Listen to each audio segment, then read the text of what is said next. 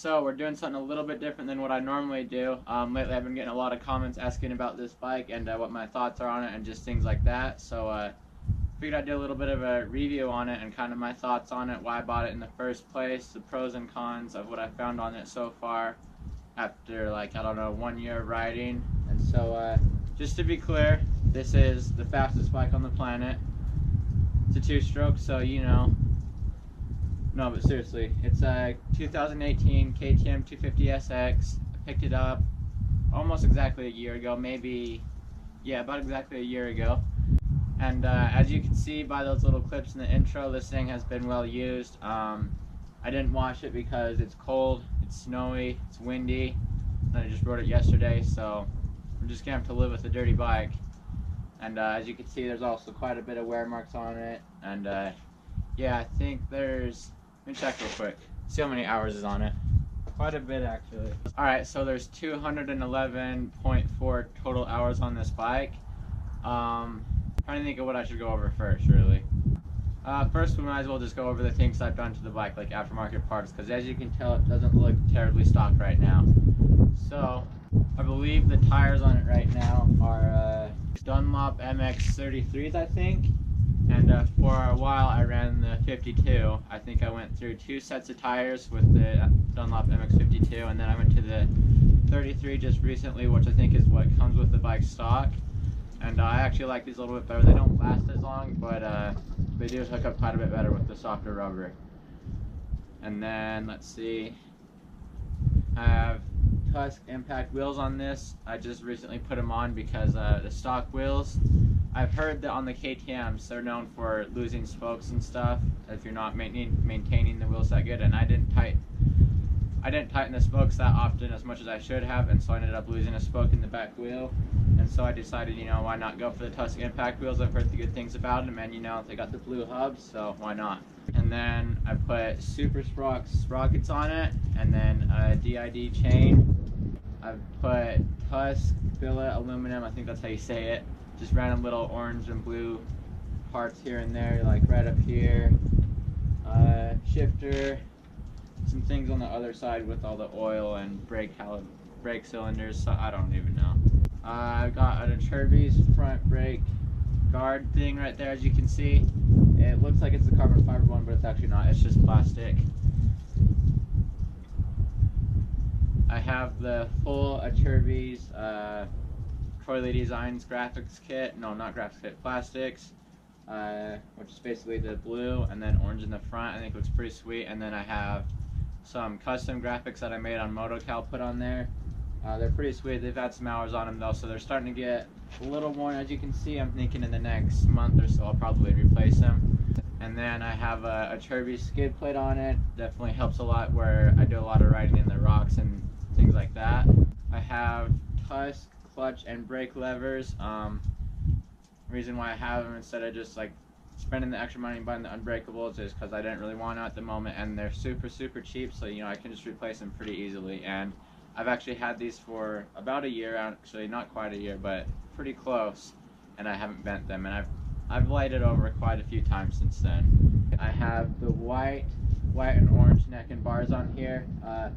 They come stock with the KTMs, they're just like the regular black, and I ended up bending those because I crashed, because, you know, I didn't mean to crash, but I did, and I bent those bars, so I put these ones on. Then I got the ODI grips on. They're actually the ones that come stock with the bike, and I really like these grips. I've gone through a few sets of them, and I really need to get a new set right now. I'm starting to wear through into the plastic on it where my thumbs and stuff are, and then the ends are just all chipped off, but yeah, I really like these grips. I've gone with, I went with some colored ones once, and they got dirty pretty fast, so I ended up just keeping the black ones. So the exhaust is still the stock header, but then I have put a FMF, I don't remember which one it was. It's like the cheapest one you can get, really.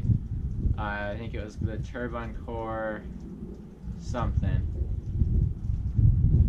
But for those of you that kind of know things about these bikes, you'll know what I'm talking about. It's not the ones that are fancy, it's pretty much the cheapest one. And then right now I switched that out to a Pro Circuit 304, and I actually like the silencer a lot better. It powers pretty close to the same as stock, the FMF, and this one right here, but this one has the low tone to it, and I think it sounds really cool. Replaced just little things like, well, let's see, about maybe 40-60 hours ago on the bike, I replaced the top end. I just put another KTM piston in there. I was gonna get I think it was a Vertex piston, but then I actually ended up just going with the KTM stock. They make I think they call it like a stage 2 or something like that, where it's a little bit bigger for engines that already have like over, I don't know, I think it was like 60 to 100 hours on it. That way it fits the cylinder better. So that's what I ended up doing, and then, you know, replacing the gaskets and all that sort of stuff. I put a new air filter in here just recently because my stock one, I just put another stock one in there, but my other one started to get little tears in it from where it wears on that thing all the time. And then, yeah, I think that's pretty much all the aftermarket parts that are on this, really. I'm thinking sometime this week before my next race, which is next weekend, I'm gonna do like a full makeover on the bike. There's a lot of maintenance stuff. I need to clean the air filter, change the oil, little maintenance things like bleed the forks, tighten the spokes, tighten a few random bolts on the bike that sometimes like to go loose after time. Need to replace some of the seals on the pipe. Like, as you can probably see in some of those opening shots, I'm leaking a lot of oil up front, and it's making a pretty big mess, so I need to replace those. And then I'm also need to redo the packing in the silencer because it's getting pretty worn out and loud and doesn't sound the best right now. Now I think we'll quickly just go over some of the little experiences that I've had with the bike and what kind of riding I've done on it. So I've pretty much put this bike through, I've pretty much done every type of riding that you can do on a dirt bike on this bike. I've done, so for the past, I don't know, let's say 2 months ago is when I started, decided that I wanted to get fast and, you know, be good at motocross, like racing and stuff. So I just did my first race just the other week. But yeah, I haven't been riding too seriously until like 2 months ago. So before that, I'd basically just go out and free-ride the hills with friends and little things like that. So I did quite a bit of enduro on it, and it is a motocross bike, but it did handle really good in like hills and rocks and stuff. There's a lot of low end on the bike, so if you're looking to do a little bit of everything on the bike, I mean, that's kind of what I've done, and it's been perfect. It lugs super good up hills, and I've done some pretty wide open hills. I'll put in a few clips of some pretty good little hill climbs that I've done recently. And then I've done a lot of sand riding on it, so, you know, that's obviously hard on the motor. I haven't put a paddle tire on the bike because I know that's really hard on the motor, but yeah, lots of sand riding and just that sort of thing, riding in soft dirt. I've done a lot of long trail rides on the bike, just a lot of free riding and a lot of jumping. And then recently I've been doing a ton of motos on the bike, so I go sort of easy on the bike, but then I kind of don't at the same time, and so sometimes the engine doesn't get revved that much, sometimes it gets revved a lot. But yeah, that's pretty much the kind of riding I do. So now I think we'll go over some of the pros and the cons of the bike that I found and my experience with it, and really just why I bought it in the first place compared to all the other motocross bikes. So first we'll go over why I chose this bike in the first place. So I started riding about 2 years ago, never even touched a dirt bike before then, and I bought a CRF 150R, definitely a super fun bike. And so I rode that for about a year, and then I started to grow out of it, and it was actually in the summer, I think. I tore my knee pretty good, tore my ACL, MCL, meniscus, all that stuff. So I was laid up in bed for about 6 months, I think. And in those 6 months, because I knew I was going to be having to get a new bike soon, and so I pretty much just researched bikes all day, like reviews, things I could find on the internet, comparing them back to back, and like I spent hours and hours looking at that kind of stuff. So the two bikes that I ended up with, and all the end of it after looking at pretty much every single bike, was the Honda CRF 250 4-stroke and this bike. And so I kind of went back and forth in my head, going over kind of the pros and cons of it, between the two. And so here's the reasons why I chose this bike over the 250F. One is the price. So, you know, it was pretty close to the same price buying it new. I think the 250F was maybe the Honda. Obviously, the KTM's are a little bit more expensive, but I think it was around $9,000. No, maybe I think it was $8,000, but then added up with tax and all that stuff, it goes up to $9,000. And then with this bike, I think the price was about $7,000, but you know, all added up, it's $8,000, and so that's about $1,000 different there. And then upgrades, I wanted to do some upgrades to the bike, so let's start off with how much cheaper parts are for a two-stroke. So one of the first things that I noticed was the pipe. I wanted to replace the silencers or mufflers and headers or pipes on the two bikes. So I think the price for the I think for like a full FMF system for the 250F was around, I don't know, like $1,200 maybe. Pretty expensive, but then obviously they have the dual pipes, but still, like, even for just a regular four-stroke, it's up around $1,000. For this, just for this things that I went with, which was the pipe, like FMF pipe, the header part was maybe $250, and then the silencer, I ended up going with the cheapest one, but it was only $120. And then, you know, the other ones were closer to 100. I mean, we're closer to 200. And then they have the titanium one or whatever, which is like 300, I think. So that's quite a bit. That's quite a big difference there. And then engine rebuilds. I knew that I ride a lot more than the average human being should, because I don't know, I really like riding and I just have nothing better to do. So I ride a lot.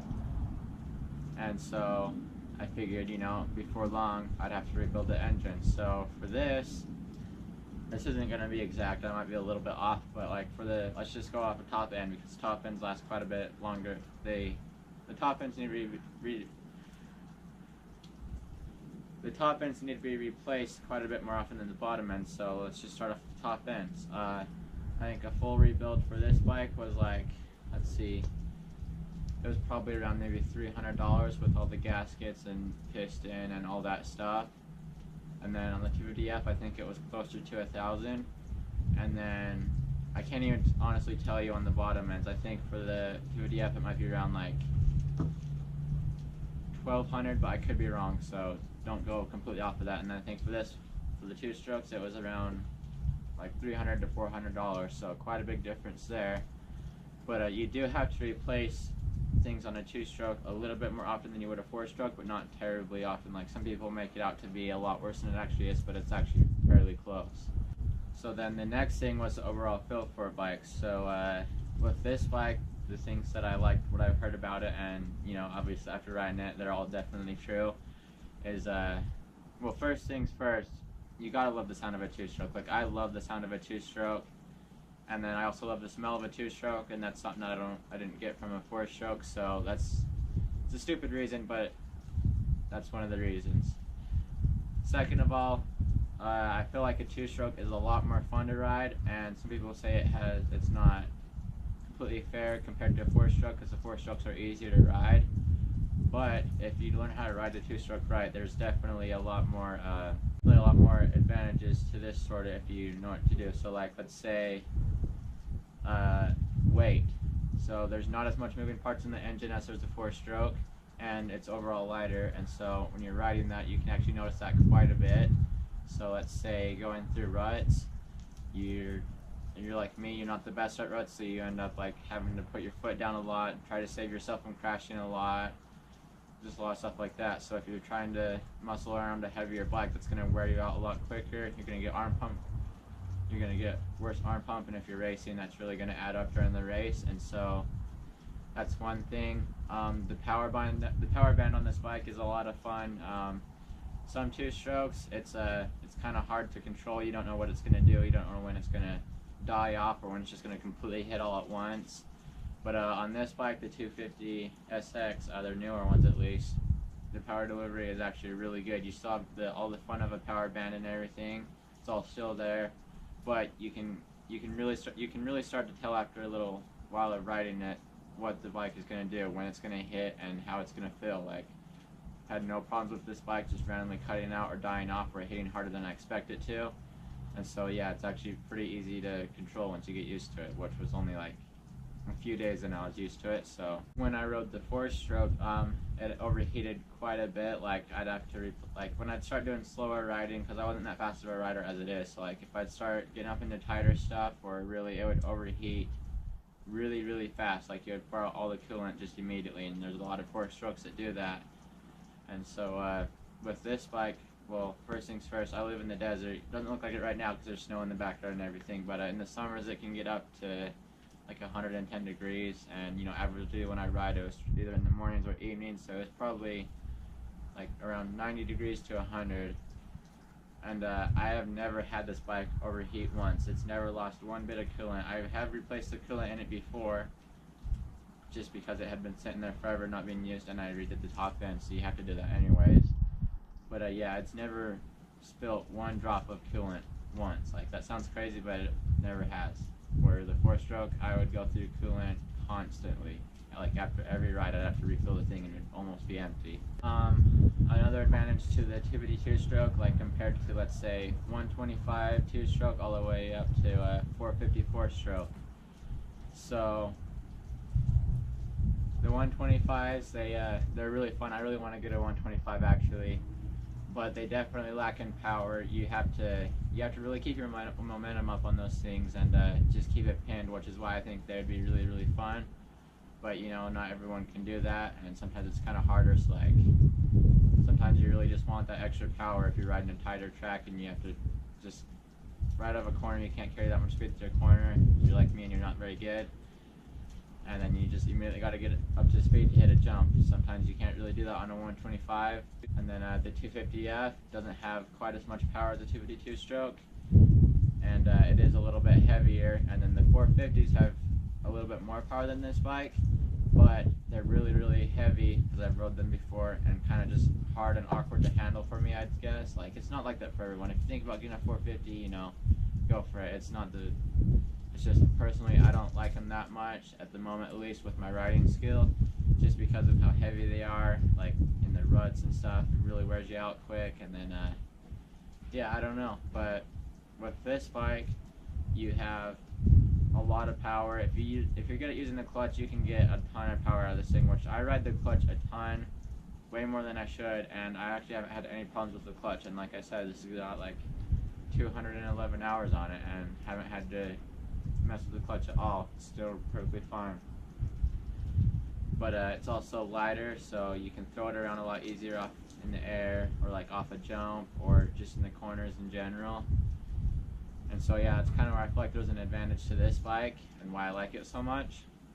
But then kind of a disadvantage to a 2-stroke. So let's say it doesn't have to be off-road riding, but you know, it can be like this in motocross too, but mainly off-road riding. So you know, terrain's quite a bit unpredictable. There's a lot of rocks, a lot of things to really throw you around. And so on a 4-stroke, what my friend says, he grew up racing 2-strokes his whole life in desert, and then now he's riding a 450. He says the difference. He said the 2-stroke was kind of all over the place. It would get thrown around. Every little rock, every little bump would just really throw the bike, because there's not that much to it. It's pretty light. And so with his new bike, he says with the 450, he says it's just kind of like a tractor. It'll just like, you got a big long open whoop section with rocks and bumps and all kinds of crazy stuff in it with ruts, and it just goes straight through it like nothing. Where on the 2-stroke, you're gonna get thrown everywhere. But that's what some people like. I kind of like that. It just adds that much more fun to it. But if you don't like that, then you're doing desert racing or that type of riding, maybe this bike isn't the best for you. But yeah, it's not that bad, but it kind of is at the same time. A few of the things that I don't really like about this bike, which they don't bother me that much, but you know, like if you could change it, I would, is first things first, 2-strokes are a little bit more messy. Your gaskets and seals are going to leak a little bit quicker. You're going to just get random little oil things leaking out. You know, nothing serious, but it does add up to be kind of messy. And so you kind of have to replace like seals on the pipe and silencer quite a bit more often. The packing on the silencers of a 2-stroke. I don't like replacing packing on silencers. It's a major pain for me. But you have to do it quite a bit on these bikes. I think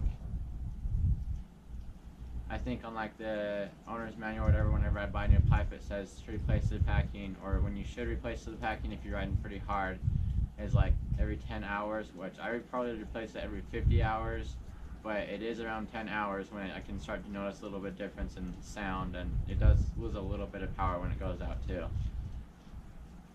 And then another thing is you have to mix gas and kind of mess with the carburetor a little bit more. I don't mind it that much, and by the way, I run gas, I think like the highest octane I can get around here is 91, and I could just order race gas, but I don't want to do that, so 91's worked really good for me, and then I mix that 60 to 1, and then that's what the owner's manual says, and it works pretty good for me. I live at like, I think it's around 5,000 feet, so I've got the jetting around 5,000 feet. I've actually only messed with the main jet. There's another jet in there, I can't remember exactly what it's called, but, oh, and like a pin thing almost that you have to mess with. And then my past year of riding, I've just replacing the main jet. When I changed elevation, I've gone from 4,000 feet up to 10,000 feet. And believe it or not, when I was up in 10,000 feet, with only just messing with the main jet, it actually still ran super good. It would cut out a little. I noticed that it'd take a little bit longer. I'd have to give it a little bit more to get into the power band, but really nothing. I really didn't even notice it really. And then things I've done to this bike, like as far as preference or tuning or whatever, is not a whole lot. I replaced the I think it's called the power valve spring. Comes with the bike, like in that little tube full of jets and stuff. I think I put the harder one in there to make the power a little bit more softer and come on easier.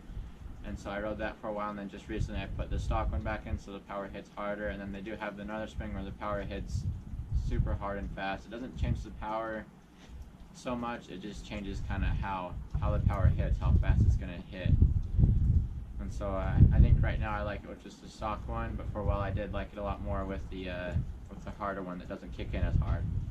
And then I've done a little bit of adjustments to the suspension. I'm just off of the owner's manual. I've just played with the clickers a little bit. I think I made it quite a bit softer than it was stock. And then, you know, I set my sag for my weight, and it handles super good. So some people don't like the air forks, but I have noticed that from comparing them to spring and air forks, there is a difference there.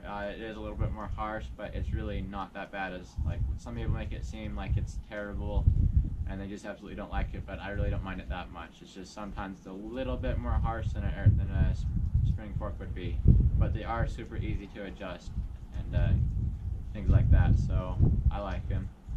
But anyways, yeah, that's kind of my overall review of the bike. I would definitely recommend it. I've compared it to other bikes, like just mess around in my head and stuff of what I might want to get from my next bike, and I really can't find anything that beats the Ktm 250. I know some people don't really like KTMs that much. I get a lot of hate from people, just, I don't know, saying that they're not very reliable, they're not the best, they're overpriced, but really, I feel like if you're getting a newer KTM, like I know the older KTMs just have a little bit of problems, but I haven't had any problems with this bike, and as you guys know, I take care of it, but at the same time I'm kind of hard on it, and it's got a lot of hours, and I used to not like KTMs myself when I first started riding. I don't really know why, probably just from all the hate they got, and I just kind of believed it for some reason, but once I started really looking into it after like that 6 months of being injured, just looking at all the bikes, I really started to like the KTM and Huskies, so it's kind of why I went for one. So yeah, I definitely recommend this bike. It's got a lot of advantages to it, and it's just really a super fun bike to ride. But yeah, that's kind of my first ever review, whatever this video is, so sorry if it wasn't that good. Hopefully I put in all the things in this video that I wanted to, but if you have any questions, feel free to leave them in the comments. I try to reply to every comment on my videos, except for comments that don't make any sense and I really don't know what the people are saying. Like sometimes I'll get hate comments and I'll be like, alright, well they don't like that, they have their own opinion, that's cool. Maybe I'll try doing this different in the next video or something, but some of them literally just make no sense at all, and so I usually don't reply to those ones. But obviously everyone's entitled to their own opinion on what they like, but you know, for me, that's definitely how I feel about the bike. So yeah, I think we're gonna call that a video. I sat on that stool for way too long, my butt hurts. I feel like this video might be sort of boring, so if it was, I'm sorry. I'm sure a lot of you clicked off after like 30 seconds of the video, but if you made it to the whole video, then congratulations. So, yeah, see you in the next video.